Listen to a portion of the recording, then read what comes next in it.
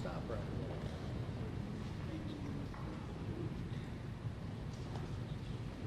How you doing, sir?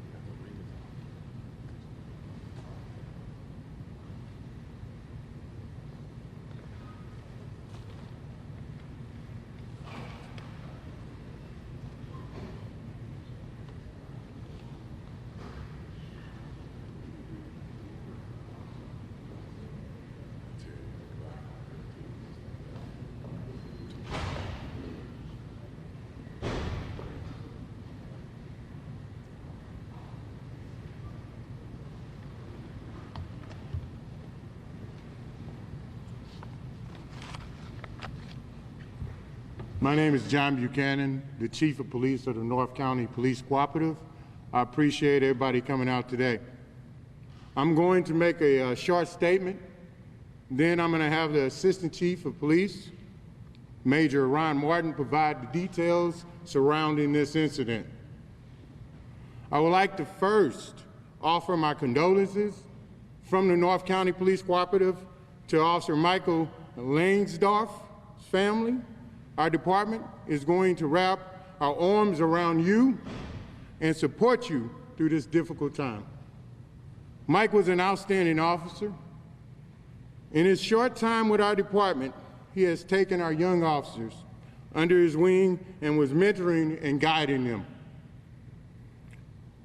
When we first met, he said to me several times, all I wanted to be was a police officer and do police work. Was really all I knew how to do. He told me that numerous times. I want to thank the citizens who were on the scene at Clay's Market that came to Mike's aid and summoned help. I want to thank Chief Jimenez from the St. Anne Police Department for their assistance. I want to thank Chief John Hayden with St. Louis City Police Department. I want to thank Chief John Belmer with the St. Louis County Police Department. Wesley Bell with the St. Louis County Prosecuting Attorney's Office. Mayor McGee with the City of Veneta Park. Mayor Griffin with the City of Wellston. Mayor,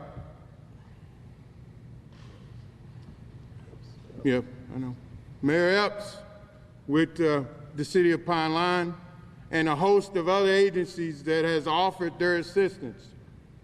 Lastly, I want to thank the entire law enforcement community for their ongoing support and messages and condolences and encouragements.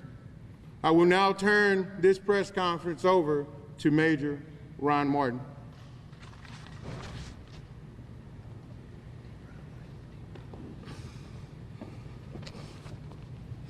Thank you all for coming.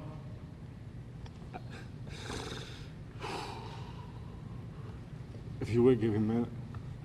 Mike was a friend of mine. I've known Mike for 20 years. I appreciate Chief Buchanan and his leadership for this difficult situation we're in. I appreciate Mayor McGee. I appreciate every high-ranking law enforcement official standing behind me, every mayor, everybody that's been a part of this. I appreciate everybody's gratitude and the fact that they've opened our arms to this terrible situation that happened yesterday. At about 4:30 yesterday afternoon, Officer Michael Langsdorf received a call to Clay's Market, 6250 Page Avenue. It's a market, it's a store that's located in the city of Wellston at the corner of Page and Stephen Jones. The reason for the call was someone was trying to pass a bad check. Officer Langsdorf responded there, and he confronted this person that was trying to cash the bad check. And during that confrontation, a struggle ensued between both of them. It occurred inside the store, it occurred near the counter, and the entire inside area of the store is, there's surveillance cameras everywhere. The entire incident was captured on surveillance video. During that struggle, Officer Langsdorf and the suspect, who we can now identify, I'll spell it, his first name is Bonet, it's spelled B-O-N-E-T-T-E. His middle name is Kimbrell, and that's spelled K-Y-M-B-R-E-L-L-E. And his last name is Meeks, M-E-E-K-S. He's a black male and he's 26 years of age. Mr. Meeks and Officer Langsdorf had a struggle on the floor. At some point, Officer Langsdorf was on top of Meeks. I don't know how, looking at the video, Mr. Meeks was able to do it, but he was able to pull a gun from his waistband, strike Officer Langsdorf in the side of the head a few times, which caused Officer Langsdorf to be in kind of a daze and lose his hold on Mr. Meeks. Mr. Meeks was able to stand up and stand over Officer Langsdorf as Officer Langsdorf was on the ground, face down, stomach down. Mr. Meeks had the gun in his hand, pointed the gun to the back, pointed the gun to the back of Officer Langsdorf's head, and fired one shot.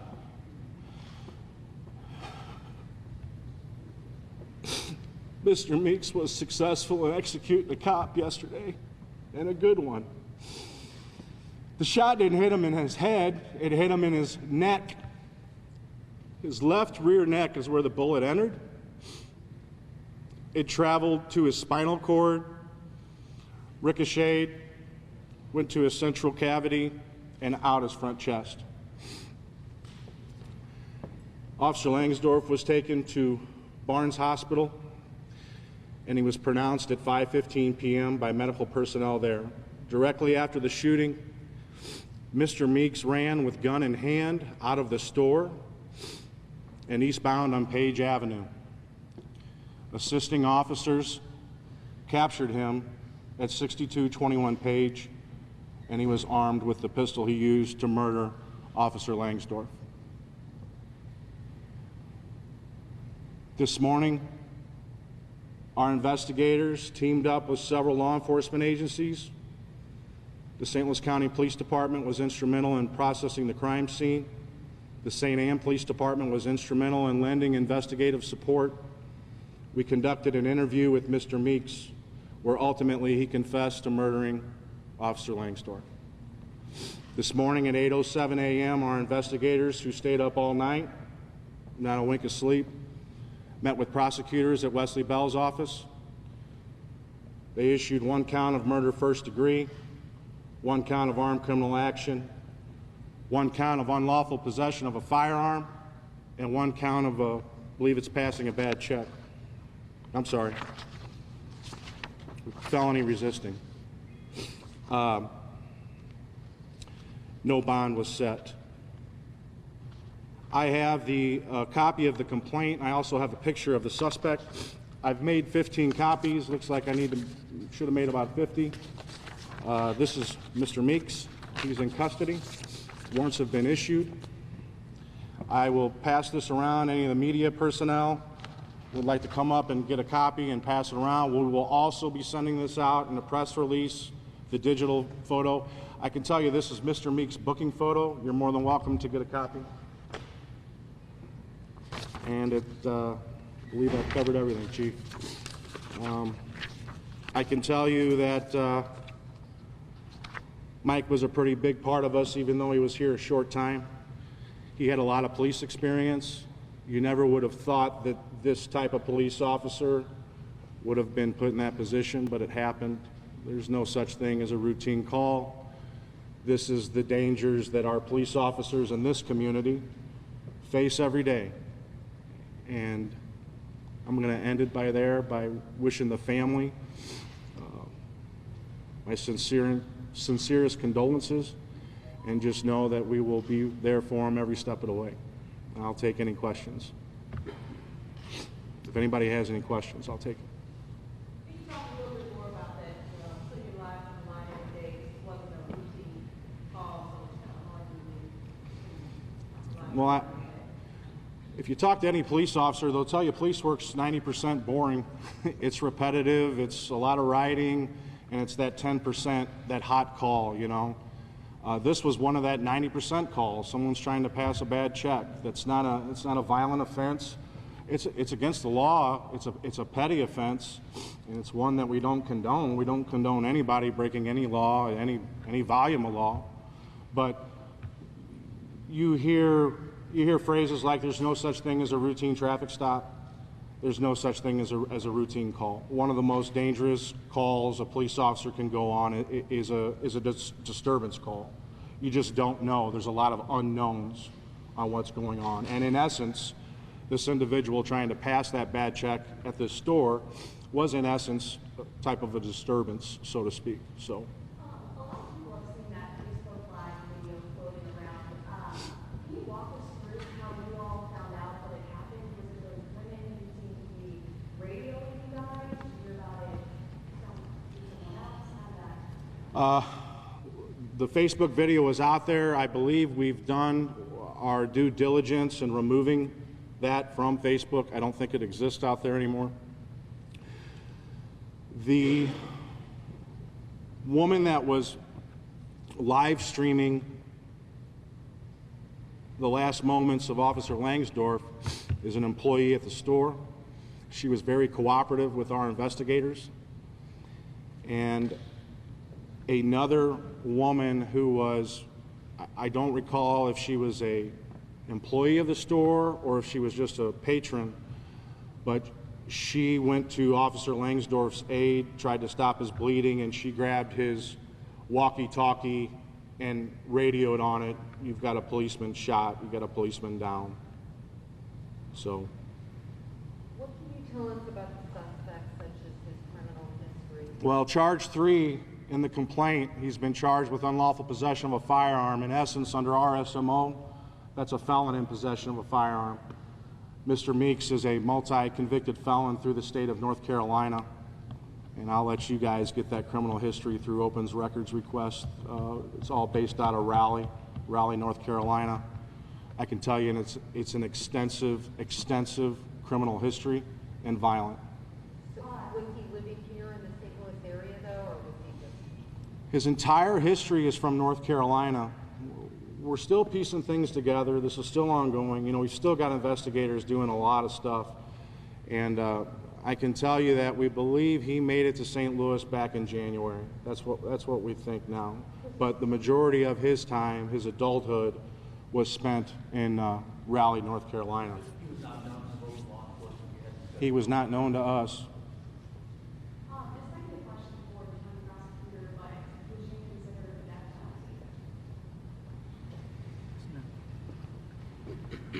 penalty? First and foremost, I do want to offer my condolences to the family. Obviously, our thoughts and prayers are with Officer Langsdorf and his family, especially the law enforcement community. And one thing that I was struck by yesterday is how everyone rallied to come and support not only this officer, but this department. At this point, we're going to allow law enforcement to do their job. And once they do that, and obviously we'll be supporting them and in any way that we can. And that's all I'm going to comment on at this point. But they have our full support. And again, our thoughts and prayers are with the officer and his family. Is there any indication where he got what turned into the murder weapon? We're currently working with other investigative sources and trying to piece that together. I can tell you the weapon that we recovered that Mr. Meeks used to murder Officer Langsdorf was not reported stolen, but we're currently doing some investigative queries to find out where that weapon originated at. Could you tell us a Mike story, something that made him stand out to you and his fellow officers? I can tell you Mike's been in law enforcement for about 18 years. I started my police career in the St. Louis Metropolitan Police Department. I worked there for about 10 years, and Mike and I were in the 3rd District together back in 2002. We're talking 17 years ago. And you want to talk about a guy that just liked to be the police. It was in his blood. He wanted to help people. You know, he'd drop a dime and be there for anybody, anywhere. And I think he dropped that dime yesterday at 4:30. He lost his life over something so minute, and I think that's a good story. Those. You said as an experienced officer, he liked to mentor and guide the young officers, so he really took an interest in helping others as well, being the best police officer they could be. Yes, sir. We have some younger officers here, and bringing Mike on board and his experience was able to put him in that mentorship role, kind of lean on people, and people can lean on him, and it was a good mix. He was well liked. He was cared by all 60 of our officers. Not a bad word to say about him. We know the lead time to cases of Beyonce. Can you speak to how his family is coping with this right now? I can tell you that his family is devastated. Yep, we do have officers dedicated to the family. Surrounding law enforcement agencies and municipal police departments are lending support for us and manpower, and it's certainly a team effort. I can tell you Backstoppers kicked in already. The list is endless. Of who's helping us and who's helping the family. In the meeting hall that opened last night, will that be continuing for the next couple of days for officers and being there for each other? You're going to have to repeat that question. The meeting hall was open last night, so will that be open the next couple of days for officers to be together? That's a question I can't answer. You'd have to contact Jeff Rorta. He's the business manager there. And as we move on, it'll all be posted for sure.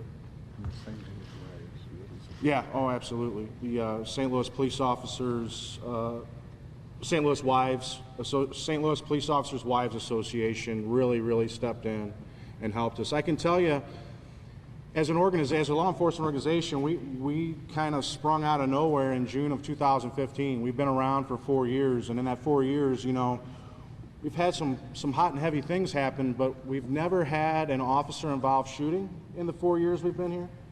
And we've never had a police officer killed in the line of duty since we've been here for the 4 years. And Mike is our first one, and it's pretty tough. It's tough to get a grasp on it all.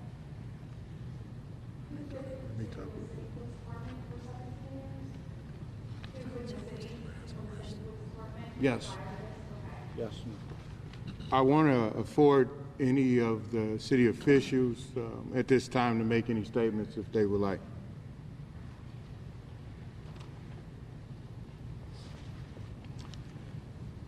My name is Mayor McGee, Mayor of the City of Anita Park. It is my deepest regret that I stand before you here today. I send my deepest sympathy out to the family of Michael and also the entire law enforcement community. This is a family. I was a police officer, so I know the struggle that the officers go through. I support them 100%. And I also want to thank all of the law enforcement behind me, the prosecuting attorney's office, Hazel Irby's office. Also, the governor sent his condolences to the entire family. So I just want to say thank you for your support. This community is one. We done had one of our family members to fall. So we're in grieving now. Michael had a personal relationship with all of our officers, not only them, with the city clerks. He would come by in the morning time and just ask them, how are you feeling? Can I do anything for you? This is the type of person he was. So God seemed to take the good ones, and Michael was a good one.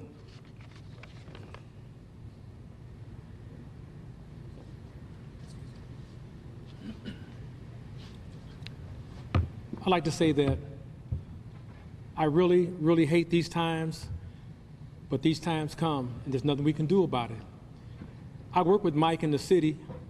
I retired from the St. Louis City in 2012, and I worked along with him. I want to say that I thank God for the mercy that he shows all of us. But God has a plan, and the plan that he has, there's nothing we can say or do about it. It's the best plan. I give condolences to his family, to the Co-op Police Department, and I thank everyone for coming today to support Mike. I appreciate it. And I would say the same sentiments. I thank everybody for coming out, and we're concluding this press conference at this time. Thank you.